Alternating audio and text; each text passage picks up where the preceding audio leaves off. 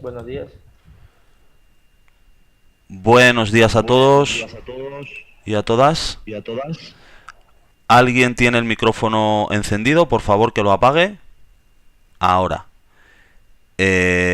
Buenos días, como os decía, vamos a dar comienzo a la sesión, a la videoclase de la asignatura Ambientes Presenciales y Virtuales de Aprendizaje, el módulo 2, hoy 21 de octubre de 2017. Como sabéis, yo estoy en Madrid, en España, y bueno, vamos a ver algunos conceptos fundamentales del módulo 2, que, como sabéis, aborda el tema de los modelos a distancia. El otro día, en la primera sesión, en la sesión del módulo número 1, vimos los modelos presenciales. Ahora vamos a ver los modelos a distancia.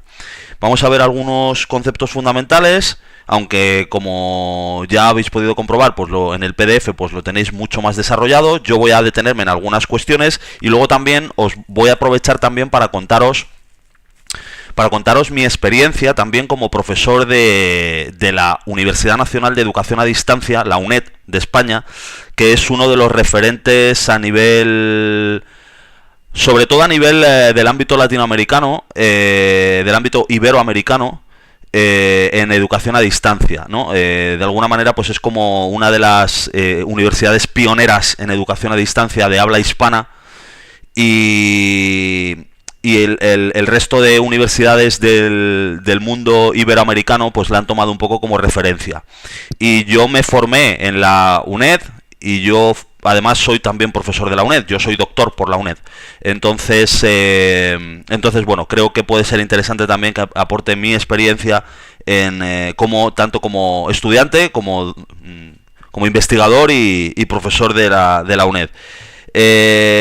Como os digo, vamos a ver algunos conceptos fundamentales. Yo voy a introducir algunas cuestiones relacionadas con mi propia experiencia, y luego pues vamos a pasar al tema de la actividad, que algunos ya me habéis preguntado al principio de la sesión. Vamos a ver cómo vamos a hacer la actividad y lo que os pedimos pues para completar este módulo 2. ¿Vale? Entonces, si os parece, empezamos con los modelos de educación a distancia. Vamos a dividir esta charla en 3 grandes bloques, ¿no? Siguiendo un poco lo que tenéis en el documento PDF, que probablemente ya muchos de vosotros y de vosotras ya habréis leído.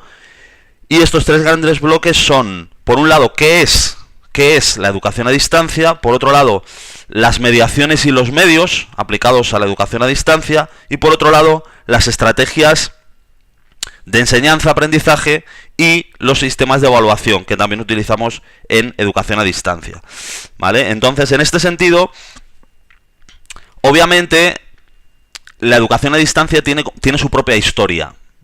Tiene su propia historia, y poco a poco se ha ido labrando también un prestigio, ¿no? A lo largo del tiempo y a lo largo de diferentes experiencias en diferentes partes del mundo, ¿no? Sin embargo, le costó, digamos, cierto trabajo, digamos, adquirir un poco el modelo de la educación a distancia, adquirir un poco de prestigio, ¿no? En cuanto a la relevancia y la importancia de las titulaciones en comparación a la educación presencial, ¿no? Se pensaba de alguna manera que la educación a distancia era una educación de menor calidad, una educación de menor prestigio, etcétera, ¿no? Incluso en algunos lugares todavía se sigue manteniendo un pensamiento similar, aunque cada vez menos, ¿no? Por favor, Raúl, tienes el micrófono abierto y se escuchan algunos ruidos. ¿Podrías cerrarlo, por favor? ¿Podrías silenciarlo? Vale, muchas gracias. Y también lo tiene abierto... a ver... Eso es, no. Bueno, vamos a continuar.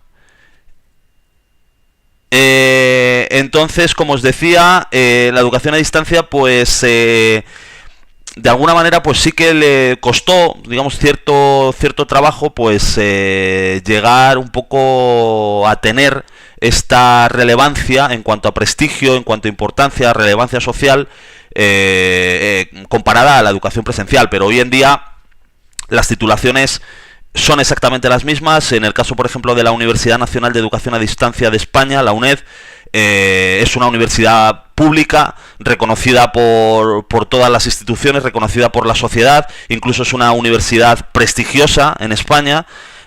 Algunos de los profesores y de los catedráticos e investigadores de la UNED son de los más importantes de España, y las titulaciones que ofrece una universidad como la UNED, por supuesto, tienen la misma relevancia, incluso tienen más prestigio social que incluso que algunas otras titulaciones de algunas otras universidades presenciales, ¿vale? Pero bueno, vamos a entrar en el tema de la UNED un poquito más adelante. Sé que en el ámbito latinoamericano, en los países latinoamericanos, se ha hecho muchísimos esfuerzos en los últimos años por implementar la educación a distancia y sobre todo la educación superior a distancia para que pudiera llegar a diferentes lugares y pudiera hacer realidad ese sueño de la democratización del conocimiento y de la democratización de la educación, y me consta que habéis tenido unos avances impresionantes en los últimos años y especialmente en Colombia, con lo cual me congratulo por ello y os felicito por lo que también vosotros tenéis que ver en este proceso y en este trabajo de implementación de la educación a distancia para todo el país, ¿no? Entonces, en este sentido, pues la educación a distancia tiene unos indicadores, tiene unas características que la hacen diferente en cuanto a sus procedimientos, en cuanto a sus procesos, a la educación presencial, como todos sabemos, ¿no? Porque obviamente para la educación a distancia siempre hay algo que necesitamos por encima, digamos, a diferencia de la educación presencial, que son medios que nos permitan interactuar con nuestros estudiantes o los estudiantes interactuar con los profesores, ¿no? Necesitamos medios, y esos medios pues han cambiado a lo largo del tiempo, ¿no? Digamos que esto es una característica que distingue la educación a distancia de la educación presencial, aunque en la educación presencial obviamente también tenemos muchos medios y muchos recursos, y tanto es así que de alguna manera los límites entre la educación presencial y la educación a distancia prácticamente han desaparecido en muchísimos lugares y en muchísimas instituciones. ¿Qué quiero decir con esto? Quiero decir que hay instituciones presenciales que han sido pensadas desde la lógica de la presencialidad, que hoy en día utilizan las dos modalidades, presencial y distancia, y al contrario, hay instituciones que han sido pensadas desde la lógica de la educación a distancia, que hoy en día comparten también modalidad presencial y modalidad a distancia, ¿vale? Entonces, en este sentido, así como el otro día decíamos que las barreras entre lo presencial y lo virtual prácticamente son tan finas que prácticamente no se diferencian ya, porque la sociedad tiene lugar en el ámbito virtual y en el ámbito presencial, pues hoy en día la educación tiene lugar en el ámbito presencial y en el ámbito virtual. Y la mayoría de las instituciones más punteras o las instituciones que tienen una proyección más importante, pues están implementando ambas modalidades porque entienden que ambas modalidades son absolutamente complementarias y que de alguna manera permiten completar la formación de los alumnos, tanto en entornos presenciales como en entornos virtuales, ¿vale? Hecha esta introducción, pues en primer lugar, pues ¿qué es la educación a distancia? Pues tenemos muchas definiciones de educación a distancia. Hay una de las definiciones de uno de los autores más importantes a nivel iberoamericano en el ámbito de habla hispana, es Lorenzo García Aretio, que la tercera actividad, la actividad relativa a este módulo, tenéis que ver un vídeo sobre él, cosa que vamos a comentar al final de la sesión. Lorenzo García Aretio tiene muchas definiciones sobre educación a distancia y yo os animo a que busquéis algunas de ellas en internet, ¿vale? No me voy a detener en eso, sino que vamos a hablar de las características fundamentales de la educación a distancia. Vamos a tener en mente este autor, el nombre de Lorenzo García Aretio, para que no se nos olvide.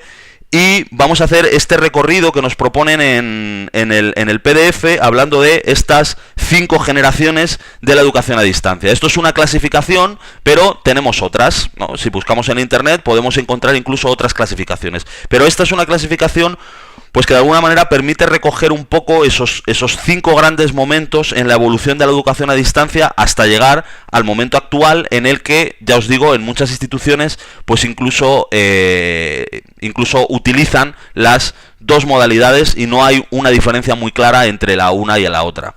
En la primera generación de la educación a distancia, pues es la educación por correspondencia, ¿no? La educación por correspondencia que surge en el siglo XIX, finales del siglo XIX, principios del XX, y va aproximadamente hasta 1960, ¿no? En este momento, estos sistemas de enseñanza pues no eran sistemas muy reconocidos a nivel social, no tenían una institución fuerte detrás, no tenían una universidad detrás, eran, procesos educativos de carácter más o menos informal, o más o menos con poca formalidad, digamos, en este sentido, aunque sí que es verdad que aparece la figura, por ejemplo, del tutor, ¿no?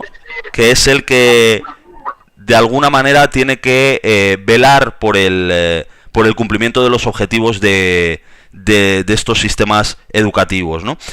A finales de este periodo, aproximadamente en la década de los 50 más o menos, se empiezan a incorporar en algunos lugares, se empieza a incorporar la radio y la televisión, ¿no? En el caso de Colombia, pues tenéis el Servicio Nacional de Aprendizaje, que implementó la formación abierta de distancia, la FAD, en este periodo. También es importante, en este sentido, pues señalar cómo se produce una confluencia entre, en este momento, esta primera generación de la educación a distancia y el surgimiento, por ejemplo, de las primeras radios comunitarias, que en Colombia tenéis mucha experiencia con esto, ¿no? Con la Radio Escuela Sutatenza, por ejemplo, y en Bolivia, por ejemplo, también con las radios mineras, ¿no? Y las radios mineras y las radios populares colombianas, que empiezan a surgir pues a finales de los años 40, incluso antes, 40, 50, y cómo se produce una convergencia, ¿no? entre ambos fenómenos. Esto es interesante. Podría ser una línea de investigación interesante de cara a futuros trabajos de investigación. Y en esta, ya os digo, en esta primera generación, pues bueno, pues como os podéis imaginar, los medios son precarios, a pesar de que en estos últimos años de este periodo, de los años 50 a los 60, pues se incorporan un poco estos medios electrónicos, ¿no? Los primeros medios, como la radio y la televisión, influenciados también por este auge de la comunicación comunitaria y de las radios comunitarias en países como Colombia y como Bolivia. Tenemos una segunda generación que más o menos abarca el periodo entre 1960 y 1985, llamada, en los apuntes en el PDF sobre el módulo 2, lo denominan la enseñanza multimedia, porque es cuando se produce la convergencia entre diferentes medios, ¿no? Entre los medios impresos tradicionales, ¿no? Es decir, la enseñanza por correspondencia continuaba, la enseñanza por carta continuaba, es decir, los alumnos recibían en sus domicilios los materiales en papel, impresos, y los alumnos tenían que enviar sus trabajos igualmente por correspondencia a los tutores. Esto continuaba siendo así, igual que en la primera generación, pero ya se empieza a incorporar de una manera mucho más fuerte, mucho más importante, la televisión, la radio, el vídeo y también otros medios, ¿no? Como puede ser el fax, aunque el fax pues no tenía tanta importancia y tanta relevancia como la radio y la televisión. En este periodo es cuando surge, a partir de los años 60, cuando surgen también experiencias como la radio Sutatenza, y también es en este periodo cuando surgen 2 de las universidades a distancia más importantes del mundo. La Open University en 1969, la Open University del Reino Unido, y 3 años más tarde la UNED, mi universidad, la Universidad Nacional de Educación a Distancia de España, que surge en 1972, influenciada por la Open University, ¿no? Pero digamos que la UNED pretendió ser como una especie de Open University, pero versión habla hispana. Por eso esa esa proyección que tuvo desde el primer momento, no solamente en España, sino también para influir en los países latinoamericanos y poder también llevar la enseñanza universitaria al ámbito iberoamericano, al ámbito latinoamericano, a los países latinoamericanos. La tercera gran generación se define como la generación del teleaprendizaje, más o menos de 1985 a 1995, porque es el momento en el que empiezan a surgir los primeros ordenadores, las primeras computadoras, y también las primeras redes, unas redes muy embrionarias, muy precarias, ¿no? No podemos comparar las redes que había a principios de los años 90 con las redes que tenemos hoy en día, ni muchísimo menos lo podemos comparar con Internet. Pero sí que es verdad que este periodo es importante porque es cuando empieza a emerger todo esto, empieza a surgir, ¿no? Lógicamente esto no tiene todavía un impacto decisivo entre la población, porque incluso en este periodo, en esta tercera generación, cuando desde el año 1985 al 95, cuando universidades como la UNED ya tienen unos años de bagaje, pero sin embargo no termina de tener como un prestigio social importante, la UNED, por ejemplo, en España, y por supuesto las instituciones emergentes en América Latina, pues no tenían tampoco un prestigio ni un impacto como el que puede tener ahora cualquier universidad a distancia en países latinoamericanos o en España, ¿no? Entonces, en este sentido, estamos hablando de momentos iniciales, ¿no? Estamos hablando de momentos en los que todo esto empieza a expandirse, ¿no? No estamos hablando ni muchísimo menos de algo masivo, ni de algo conocido por la población, ni con un apoyo decisivo por parte de las instituciones. El apoyo por parte de las instituciones ha venido muy lentamente, aunque en el caso de la UNED sí que tuvo un apoyo bastante decisivo bastante pronto, pero no ha sido así en muchos otros países, ¿no?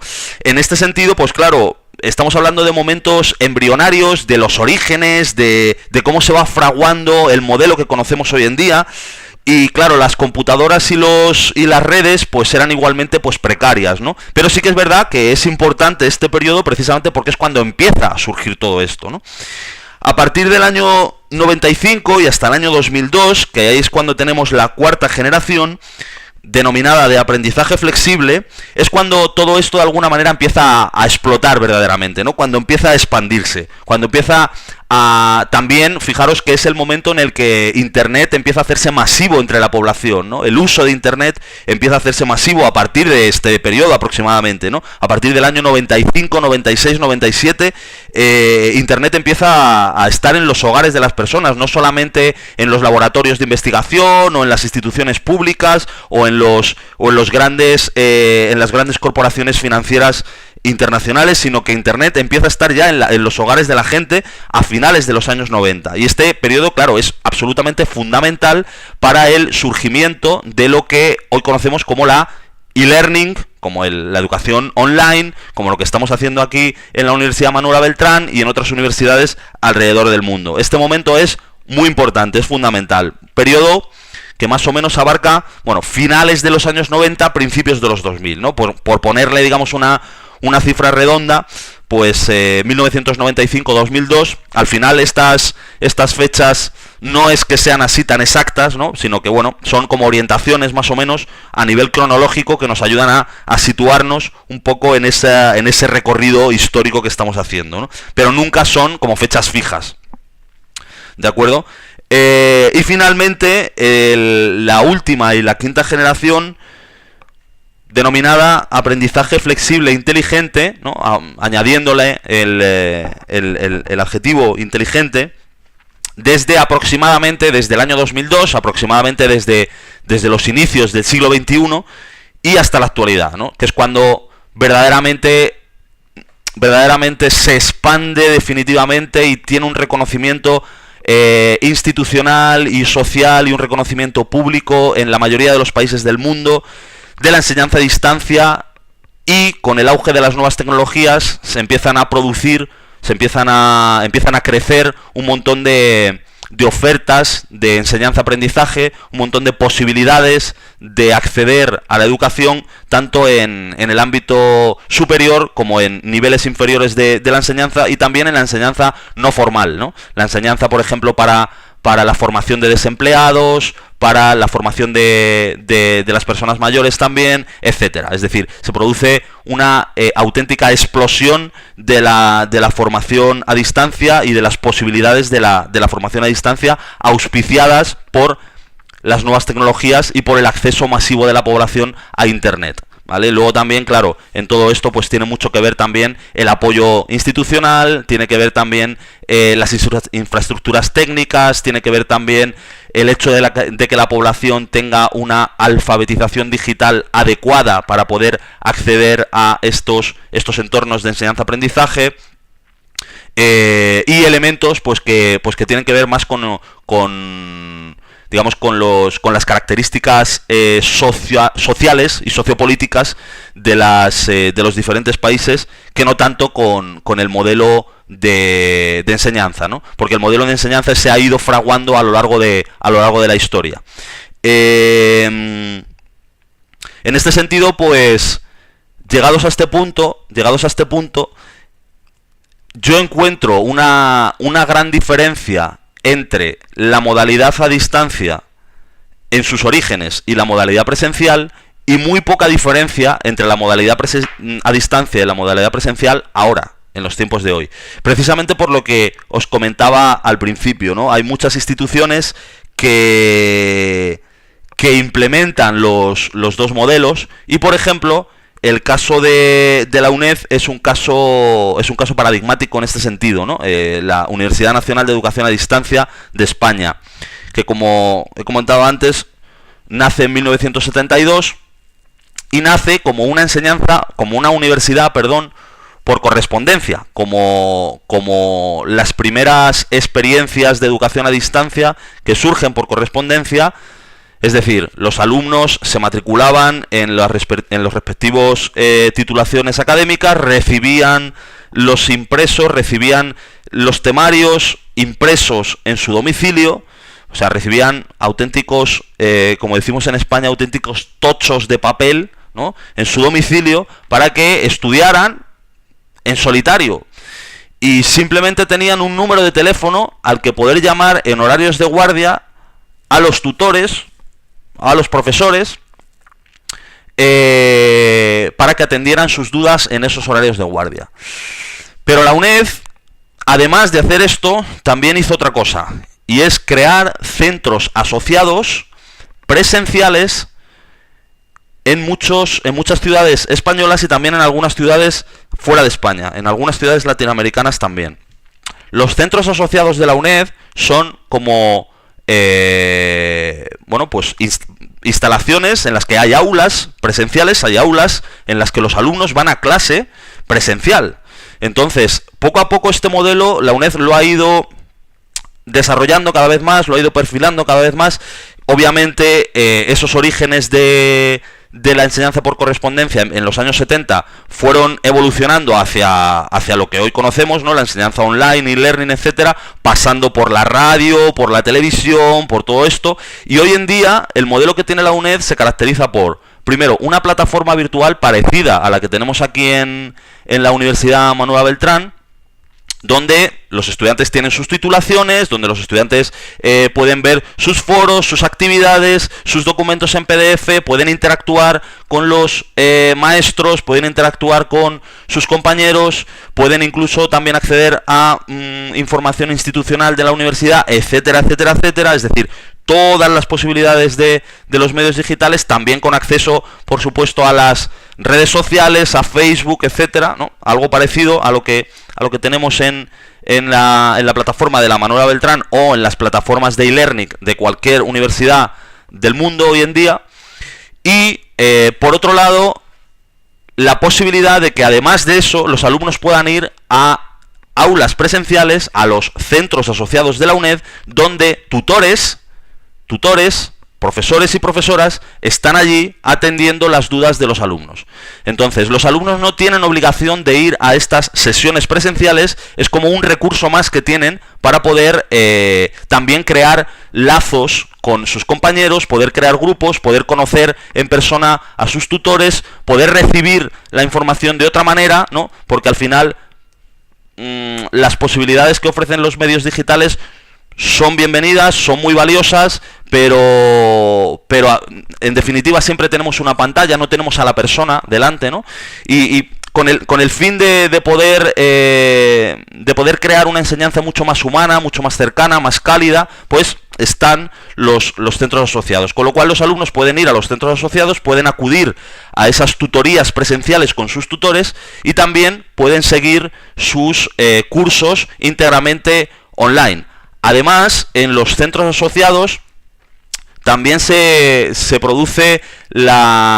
también existe la posibilidad de que hay incluso aulas que están equipadas con micrófonos, con webcam, etcétera, y hay algunos profesores que estamos impartiendo clase para los alumnos presenciales que están allí en nuestra propia aula, físicamente, pero a través de la webcam nos están viendo otros alumnos desde sus casas o desde otros centros, ¿no? Alumnos que no pueden acudir al centro por lo que sea, porque tienen algún problema, porque tienen discapacidades, por ejemplo, porque son incluso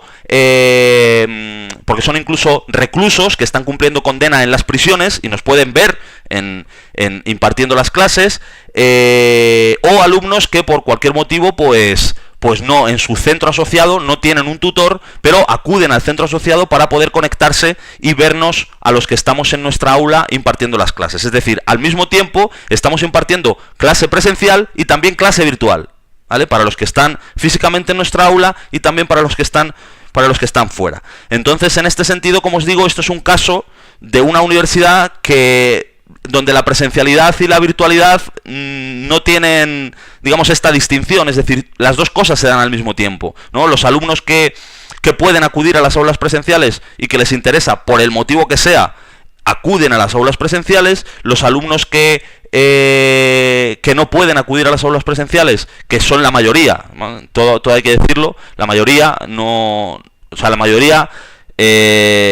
atiende a los cursos íntegramente por internet, aunque el número de alumnos que tiene la UNED es muy grande, son miles de estudiantes y siempre hay un número considerable también en las aulas presenciales.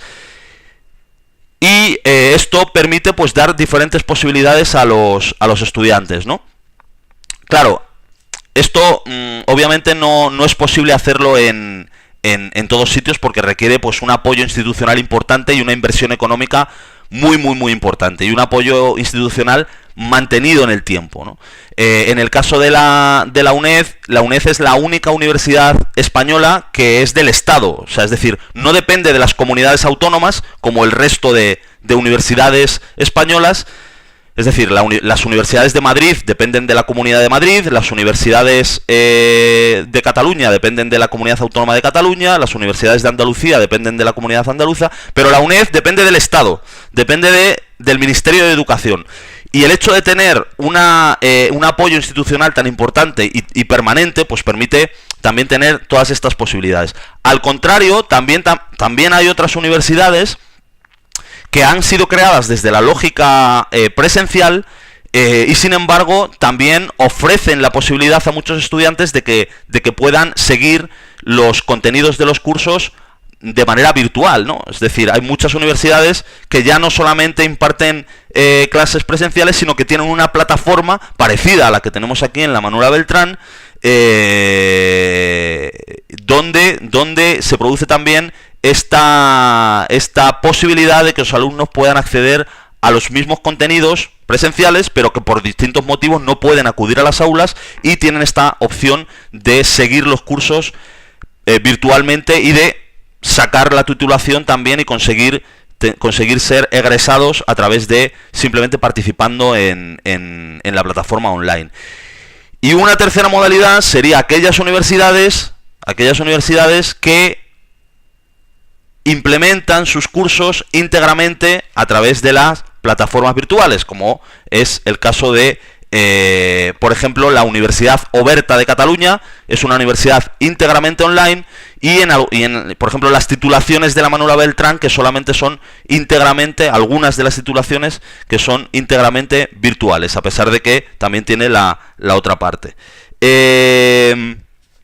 Por otro lado, pues también tenemos que hablar, claro, de los medios y de las mediaciones en el ámbito de los modelos a distancia, ¿no? Porque ya sabemos que hoy en día no tendría mucho sentido el seguir un curso o impartir un curso en la modalidad de distancia utilizando los medios impresos, ¿no? Teniendo la posibilidad de acceder a internet y teniendo la posibilidad de configurar plataformas de e-learning como la que tenemos aquí o como la que existen en otras universidades, y la posibilidad que nos ofrecen también las redes sociales y todo el caudal de información que tenemos disponible en internet, para que incluso podamos construir lo que en las siglas en inglés se suele denominar PLE, Personal Learning Environments, o los entornos personales de aprendizaje. Esto es posible hacerlo a través de internet, a través de las posibilidades que nos ofrece internet. Y de hecho, todos de alguna manera, cuando estamos inmersos en un proceso de enseñanza-aprendizaje de las características que tiene la modalidad a distancia, de alguna manera estamos creando también nuestro entorno personal de aprendizaje, porque estamos constantemente buscando información en internet, comparando unas con otras, buscando definiciones, etcétera. Esto es posible por los medios digitales. Claro, necesitamos diseñar también esos medios digitales, es decir, la posibilidad que ofrece la educación a distancia en cuanto a la democratización del conocimiento, en cuanto a la democratización del acceso a la enseñanza en los diferentes niveles, no significa que no tenga una fundamentación pedagógica que tenga que sustentar todo este proceso, ¿no? De hecho, debe tener una fundamentación pedagógica igual que la enseñanza presencial, porque al fin y al cabo estamos hablando de procesos de enseñanza-aprendizaje. Con lo cual, el diseño de los materiales pues también tiene que partir de un planteamiento pedagógico en función de los objetivos, en función de los destinatarios, en función de el nivel académico del que estemos hablando, en función de la temática, etcétera, etcétera, ¿no? Es necesario un diseño de estos materiales en función también de la teoría del aprendizaje a través de la cual estemos implementando nuestros procesos de enseñanza, ¿no? La teoría del aprendizaje por un lado y también el modelo de comunicación por otro. Porque los medios digitales tampoco, como hablábamos el otro día, tampoco transforman por sí mismos las metodologías. Es el docente, es el tutor, es el responsable del curso, es el profesor, el que tiene el poder de poder desarrollar una metodología o poder desarrollar otra metodología, con independencia de que se produzca a través de medios digitales o en un aula presencial. Es decir, yo, en una plataforma virtual como la que tenemos en la Universidad Manuela Beltrán, podríamos utilizar una metodología totalmente transmisiva, vertical, autoritaria, y sin tener en cuenta las posibilidades que tiene la plataforma virtual de la Manuela Beltrán, la Canvas, y sin tener en cuenta tampoco las posibilidades que tenemos en internet para crear esas dinámicas de enseñanza-aprendizaje de tipo participativo, colaborativo, etcétera. Podría reproducir un modelo de enseñanza basado en teorías del aprendizaje totalmente conductistas o incluso basadas en los contenidos, exclusivamente en los contenidos, y podría desarrollar un modelo de comunicación totalmente transmisivo y unidireccional. Incluso con los medios digitales. Es decir, los medios no cambian nada, ¿no? El que tiene que hacer por cambiar la metodología, el que tiene que hacer por desarrollar una metodología u otra metodología, con independencia de si se produce en el ámbito presencial o en el ámbito virtual, es el docente. Es el docente, y también apoyado por la institución que tiene detrás, porque también el docente puede intentar desarrollar metodologías muy innovadoras, muy participativas, etcétera, pero si la institución le impone cómo deben ser los procesos de evaluación, o cómo deben ser las metodologías, o cómo debe ser la dinámica que establece con sus estudiantes, o los canales de comunicación que implementa con sus estudiantes, pues entonces deja poco margen de maniobra para implementar diferentes tipos de metodologías al docente. Con lo cual, el docente y la institución tienen tienen el poder y tienen son determinantes, son absolutamente determinantes para desarrollar unas u otras metodologías, ¿vale? En este sentido, no tenemos que pensar que la educación a distancia a través de medios digitales cambia en algo en cuanto a metodologías y en cuanto a teorías del aprendizaje y en cuanto a procesos de comunicación, cambian algo lo que ya hemos visto en la presencialidad a lo largo de la historia. No es algo que cambie el modelo pedagógico, es decir, por un lado tenemos los medios, por otro lado tenemos los materiales, tenemos las metodologías, tenemos el diseño de todo eso, que tiene que estar sustentado por un fundamento pedagógico, obviamente. Pero los medios no cambian nada. Podemos tener muchísimas tecnologías en el aula y seguir reproduciendo metodologías antiguas, y al revés, podemos no tener ninguna tecnología y crear metodologías muy innovadoras y muy participativas. Entonces, lo ideal es que seamos capaces de utilizar las tecnologías para desarrollar metodologías lo más participativas y lo más democráticas posibles, siempre teniendo en cuenta cuáles son los objetivos del curso, las características de nuestros alumnos, la institución que tenemos detrás, la temática de la que estemos hablando, etcétera. O sea, es decir, por un lado las tecnologías y por otro lado las metodologías. Y tenemos que tratar de unir las dos cosas para que una no esté supeditada a la otra, sino que se complementen de tal manera que nos permita desarrollar esos procesos de enseñanza-aprendizaje participativos, donde el aprendizaje sea significativo para nuestros estudiantes, que de eso se trata, ¿no? Que el aprendizaje sea significativo para nuestros estudiantes. Y por otro lado, en cuanto a las estrategias y la evaluación, bueno, en cuanto a las estrategias, pues un poco recogiendo lo que comentaba ahora, no existe una diferencia entre estrategias online y estrategias presenciales, sino que nosotros tenemos que desarrollar metodologías participativas o tratar de desarrollar metodologías participativas en la medida en la que los objetivos y la temática y la institución nos lo permitan, obviamente, independientemente de si estamos en entornos presenciales o si estamos en entornos virtuales. Entonces, en este sentido, en entornos presenciales y en entornos virtuales podemos desarrollar el aprendizaje cooperativo, el aprendizaje colaborativo, el aprendizaje basado en problemas, el estudio de caso, la mayéutica, ¿no? El arte del diálogo, ¿no? Que no es el arte de preguntar, sino que el arte del diálogo. Y la erotética, que sí que es el arte de preguntar, ¿vale? Pero bueno, muchas veces se confunden estos dos conceptos. Muchas veces incluso se intenta, con el auge de las nuevas tecnologías y con el auge de las redes sociales y la participación ciudadana en Internet, etcétera, etcétera, se intenta, o digamos que hay una tendencia, ¿no?, a pensar que las metodologías participativas, el aprendizaje participativo, el aprendizaje basado en la actividad, en la experiencia, en la colaboración, que todo esto ha surgido por Internet y por las posibilidades de comunicación que nos ofrece Internet, y eso no es cierto. Este tipo de metodologías existen desde el siglo pasado, existen desde finales del siglo XIX. Hay muchos autores que hablan de todo esto y hay muchísimas experiencias que nos hablan de todo esto. La cuestión es que con las nuevas tecnologías se ha puesto en evidencia que es absolutamente imposible renunciar a estas metodologías, porque los alumnos están muchísimo más motivados a través de esto y el aprendizaje es mucho más significativo en la medida en la que participan de este aprendizaje, participan de su propio proceso de aprendizaje. Y de la misma manera, los sistemas de evaluación, pues tampoco es que haya sistemas de evaluación específicos en el ámbito de la modalidad a distancia, pero sí que es cierto que la posibilidad de que los alumnos participen a través de los medios digitales, que es algo que ha puesto en evidencia y ha puesto encima de la mesa el acceso a Internet y la amplitud de servicios que nos ofrece Internet, Sí que es verdad que también se ha puesto en evidencia la necesidad de implementar un sistema de evaluación que sea más cualitativo que cuantitativo y que esté más basado en el proceso que basado en el resultado.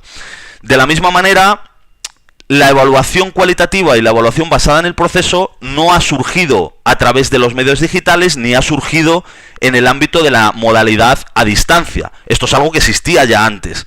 Pero, así como las metodologías participativas tienen mucho más relevancia y mucho más importancia ahora debido a las posibilidades que ofrecen los medios digitales, también las evaluaciones basadas en los aspectos más cualitativos que cuantitativos y más en el proceso que en el resultado también tienen muchísimo más peso y muchísimo más relevancia ahora. Es decir, si estamos desarrollando procesos de comunicación con nuestros estudiantes a lo largo de todo el curso, ¿qué sentido tiene evaluar a nuestros estudiantes en base a un examen final donde le ponemos una nota y ya está? ¿No? Entonces, ¿de qué ha servido el proceso de comunicación que nos permiten los medios digitales? ¿De qué ha servido el proceso de comunicación que hemos llevado a cabo a lo largo de todo el curso? ¿No? Es decir, tenemos que utilizar todo eso también para evaluar a nuestros estudiantes, ¿no? Para evaluar cómo es ese proceso y para que la evaluación sea verdaderamente formativa, sea una evaluación basada en el proceso y no en el resultado, ¿vale? Y hasta aquí los conceptos fundamentales del módulo 3. No sé si tenéis alguna pregunta en relación a esto.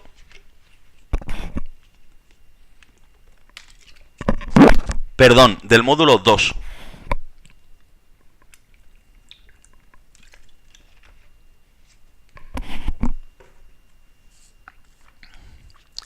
¿Preguntas, comentarios?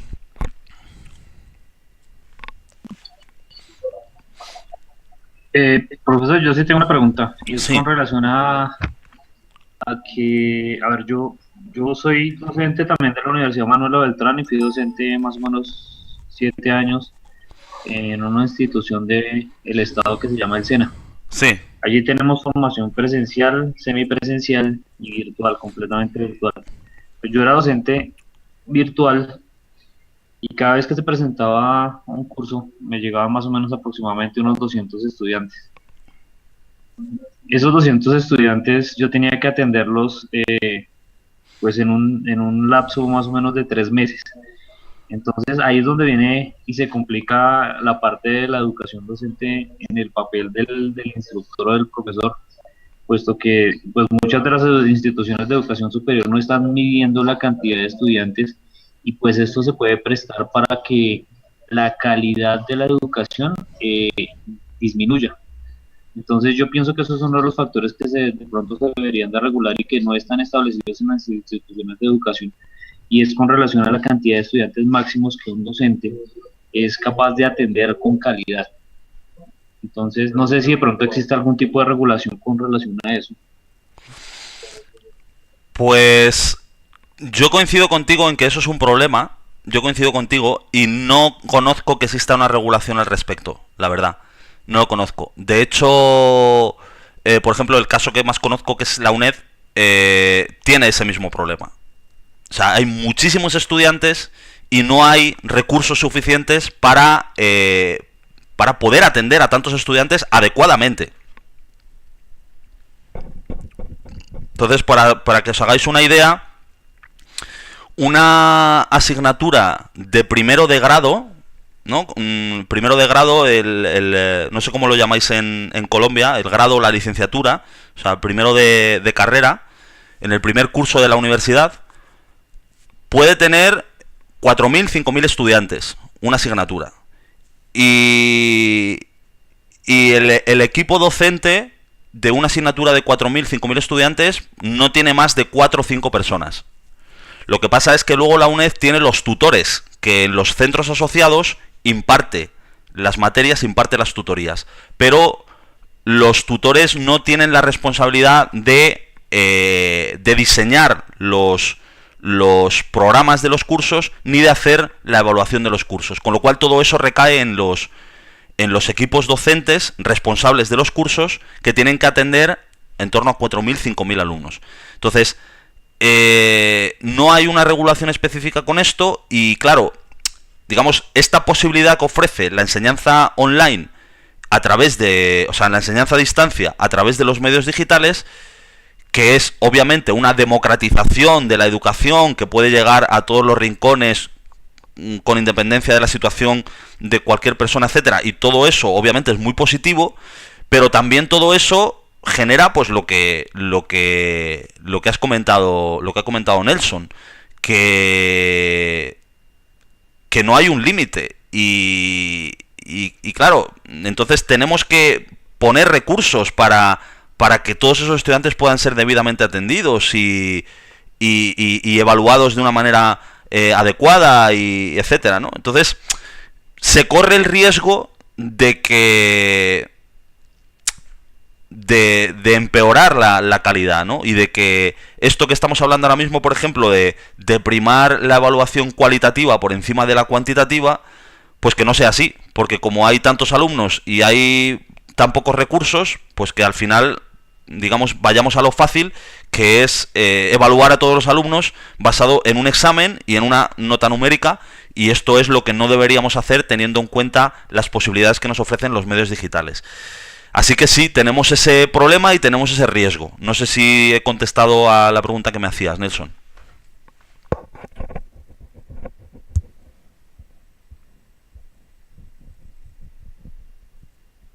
Sí, profesor, muchas gracias. Es que sí lo veo, como le digo, lo veo como un inconveniente, precisamente es por eso, porque pues, a cómo decidir realmente o cómo decidir en la institución cuántos estudiantes van a estar, eh, van a ir a un docente y cómo es la manera correcta en que él los debe atender. Por ejemplo, como le decía, yo atendía a 200 estudiantes en 3 meses para una asignatura, entonces se complicaba a la hora de, por ejemplo, de calificar porque pues no le prestaba uno la total atención a un estudiante porque pues eran 200 trabajos que tocaba recibir. A veces hacía uno, como por ejemplo ahorita, no hagámoslo de parejas, pero de todas maneras eran 100 trabajos que tocaba revisar a cabalidad, entonces se complica un poquito la cosa. Sí, sí, eso es un gran problema. Tenemos que atender a eso y realmente sí que es un gran problema. Pero bueno, a medida que se desarrollan también los programas de educación a distancia y los programas mixtos, ¿no? Como los programas mixtos, por ejemplo, como el que me comentabas del SENA o el de la UNED, pues también la formación de los ciudadanos de los respectivos países pues va incrementándose, y bueno, eso tendría que ir acompañado también de mayor inversión pública y privada para las instituciones de enseñanza y que permitan dar cobertura y dar una atención adecuada a la cantidad de alumnos. O sea, es decir, al mismo tiempo que se produce una mayor riqueza, ¿no?, en la formación y se incrementa la formación de los ciudadanos de un país, pues también se tendría que incrementar la inversión en estos proyectos, ¿no?, educativos. Así que bueno, estamos al tanto de eso y es un tema, por supuesto, a considerar, sí. ¿Más comentarios? ¿Dudas? Buenos días, profe. Maestro Ángel, ¿me escucha? Sí, te escucho, Raúl.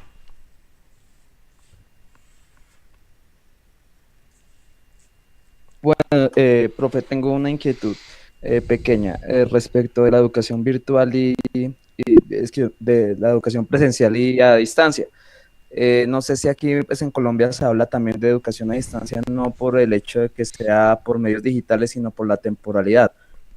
Por ejemplo, se toman las clases cada 8 días y a eso se le llama educación a distancia. Entonces quiero simplemente que me diga, o sea, la educación a distancia es la misma virtual.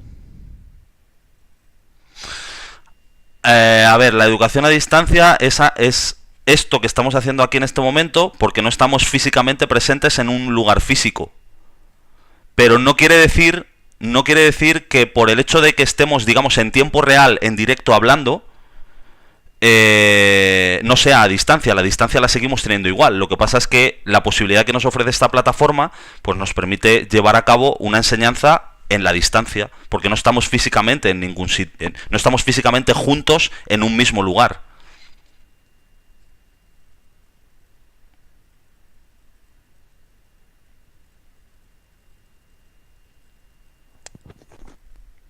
Ok, maestro, gracias.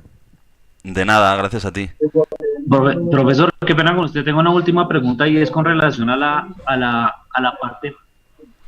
parte práctica. Sí. Por ejemplo, le cuento, el trabajo de mi tesis de grado es con relación a eso, o sea, a la educación, a la parte de la formación a través de medios virtuales, pero más encaminado hacia la parte práctica, que es donde viene la dificultad. Yo soy docente de la Manuela Beltrán en el área de ingeniería electrónica, entonces apoyo los procesos de formación presencial con la parte virtual. Ujú. Pero ha habido mucha dificultad con relación a la parte práctica porque pues si se hace formación virtual o a distancia, la parte práctica ¿dónde queda? Si son asignaturas, en el caso como las que dicto yo, que son, por ejemplo, asignaturas que el componente práctico pues es bastante fuerte.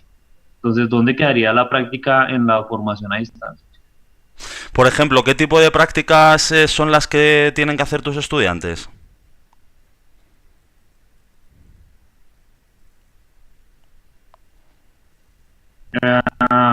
Por ejemplo, la tesis la estoy haciendo con relación a la electrónica análoga. Entonces, pues se pueden utilizar algunos simuladores pues para hacer la emulación de los circuitos, ¿cierto? Pero de todas maneras, la simulación es un mundo ideal que en algo se parece a los montajes reales, pero que de todas maneras, cuando el ingeniero se va a enfrentar a un problema, se está enfrentándose a un problema real o no, y no bajo condiciones reales y no bajo condiciones ideales como las plantea, por ejemplo, un simulador. Entonces, la clase que se hace de forma virtual se hace en función de, o se hace con la ayuda de un simulador, pero la, cuando llegan a hacer un montaje real, entonces se presentan diferencias que no se presentaron con el simulador. Entonces, ahí es donde voy yo. Entonces, ¿cómo quedaría el apoyo, la parte práctica en la formación virtual, en la formación a distancia? Pues en ese caso no tendría mucha fuerza y las competencias que se podrían estar desarrollando no son las suficientes como para decir el estudiante realmente es competente en esta asignatura, puesto que le faltó enfrentarse a los problemas reales que no se le presentaron con el simulador. Claro, es muy muy buena pregunta esta que haces. Es muy buena pregunta. Pero fíjate que en este sentido yo creo que le tenemos que dar a la educación a distancia y a la educación online, como estamos haciendo en este momento, las posibilidades que se merece en el sentido de las posibilidades de comunicación. Porque así como lo que tú dices de tus estudiantes que necesitan hacer ese tipo de prácticas, claro, lo que tú estás pensando es que ¿cómo van a hacer esas prácticas en una plataforma virtual? Porque es imposible, o sea, es decir, aquí no podríamos hacer ese tipo de trabajos con simuladores, con ese tipo de cosas, porque ellos necesitan ese entorno físico para realizar sus prácticas. Claro, pero lo pueden hacer igualmente, ¿no? Entonces, la cuestión sería diseñar un plan de prácticas para alumnos que desarrollan un curso en la modalidad a distancia, pero que esas prácticas obviamente las tienen que hacer físicamente en un entorno con presencia física, lo cual no quiere decir que el profesor esté allí, porque el profesor puede estar en la distancia, puede estar en otro país como estoy yo en estos momentos y podemos desarrollar un proceso de comunicación apoyado por las nuevas tecnologías, pero también fundamentado en un plan de prácticas que los alumnos conocen y que desarrollan. Entonces, imaginaros vosotros ahora mismo que dentro de esta asignatura tuvierais que hacer prácticas pues en un entorno presencial de enseñanza, ¿no? Que tuvierais que ir a un colegio, a una escuela, a un instituto a hacer prácticas. Lo podríamos hacer exactamente igual. Yo diseñaría ese plan, os lo propondría, iríais a vuestras prácticas y reportaríais los trabajos que yo os solicito a través de la plataforma virtual. Y luego conversaríamos sobre los trabajos, a lo mejor os pediría que hicierais fotos de las actividades, o que grabarais un vídeo, o que redactarais un diario de campo con las actividades, o lo que sea, siempre en base a un diseño que yo habría hecho de vuestras prácticas para ponerlo en común en la plataforma virtual. Y en este sentido podríamos hacer prácticas de cualquier tipo de especialidad, ya sea ingeniería, ya sea pedagogía, ya sea psicología clínica o lo que sea, con la posibilidad de poder traernos esos aprendizajes al ámbito de la plataforma y poder interactuar con el docente a partir de los aprendizajes logrados por los estudiantes en sus prácticas en entornos presenciales, físicos, cotidianos, etcétera. ¿Me he explicado, Nelson? ¿Me sigues?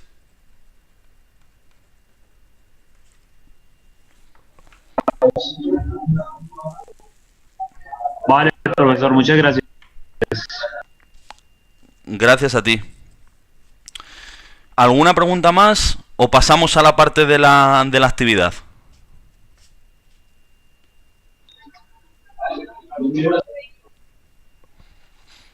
Bueno, pues vamos a pasar a la parte de la actividad.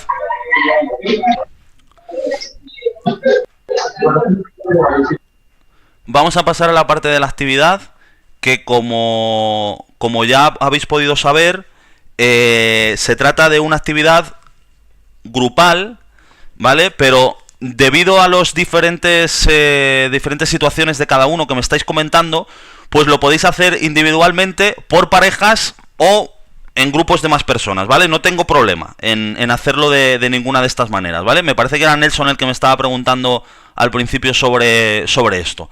Entonces, hacerlo como consideréis oportuno, por individual, por parejas o en grupos de más personas, como queráis. Lo que sí es importante es que cuando colguéis la actividad, los que lo hagáis en parejas o los que lo hagáis en grupo, que pongáis los nombres dentro de la actividad, los nombres de las personas que han compuesto ese grupo, ¿vale? Si la actividad la hacéis de forma individual, no voy a tener problema porque voy a ver quién ha subido esa actividad. Pero si lo hacéis en grupo, una persona va a tener que subir eso. Entonces, que figuren los nombres de las personas que han compuesto ese grupo, ¿vale? Aunque otra opción es que todo el mundo, todos los alumnos, con independencia de que estén en un grupo o no, que suban la actividad a la plataforma. Con lo cual, así voy a ver lo que habéis hecho todos. Lo podéis hacer de las dos maneras. La actividad consiste en la realización de un Padlet, que es un sistema que nos permite crear contenido online, contenido en internet, de manera colaborativa. Lo que se propone es que veáis un vídeo de el profesor del que os he hablado al principio de la sesión, de Lorenzo García Aretio, que es uno de los máximos expertos en educación a distancia en el contexto hispanohablante, en habla hispana. Él es catedrático de la UNED, de la Universidad Española, catedrático de Teoría de la Educación y Educación a Distancia, y lo que se propone es que veáis un vídeo que se llama Teorías y Modelos, el diálogo didáctico mediado, que pertenece al capítulo 3 de un libro suyo que se titula Bases, Mediaciones y Futuro de la Educación a Distancia. Os he puesto el enlace en la actividad, os he puesto el enlace al vídeo para que cliquéis y podáis verlo. En este vídeo, el profesor García Aretio habla de este capítulo 3 del libro, que se llama Teorías y Modelos, el diálogo didáctico mediado, y lo que os propongo es que realicéis un análisis en base a el vídeo y la disertación del profesor García Aretio, un análisis de las teorías del aprendizaje en el contexto de la educación a distancia, y que tengáis en consideración las diferencias entre unas y otras teorías, las similitudes y los recursos de la web 2.0, es decir, los recursos de la web social, de la web colaborativa, de las redes sociales, de los blogs, etcétera, que nos permiten el desarrollo de estas teorías en el ámbito de la educación a distancia. Y esto lo tenéis que presentar en el Padlet, ¿vale? Ya sea de forma individual, o ya sea por parejas, o ya sea en grupo. ¿De acuerdo?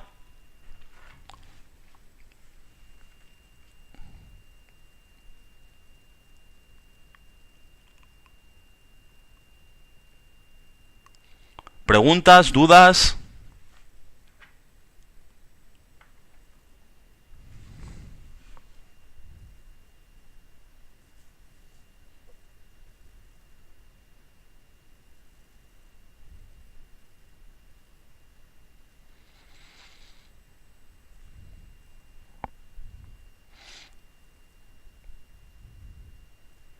¿Todo bien? Perfecto. Bueno, pues si no tenéis ninguna duda, si no tenéis ningún comentario, ninguna consulta, lo dejamos hasta aquí y nos vemos dentro de 2 semanas para abordar el módulo 3 y mientras tanto voy a ir evaluando ya las actividades relativas al módulo 1 y os animo a que leáis los contenidos de este módulo 2, a que realicéis esta actividad y a que me consultéis por mensajería todas las dudas y preguntas que tengáis. Así que tengáis un feliz sábado, un feliz fin de semana y nos vemos dentro de 2 semanas. Sí, dime. Profesor, una pregunta. Profesor, una última pregunta. Sí, dime. ¿La fecha de entrega sigue siendo el 29? La fecha de entrega sigue siendo el 29, pero si tenéis algún problema de plazos, me lo decís y damos un poquito más de plazo, ¿vale?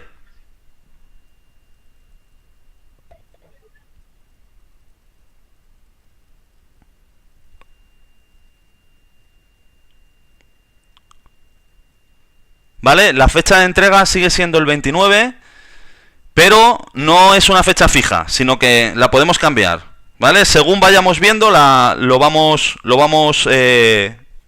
lo vais diciendo. ¿De acuerdo?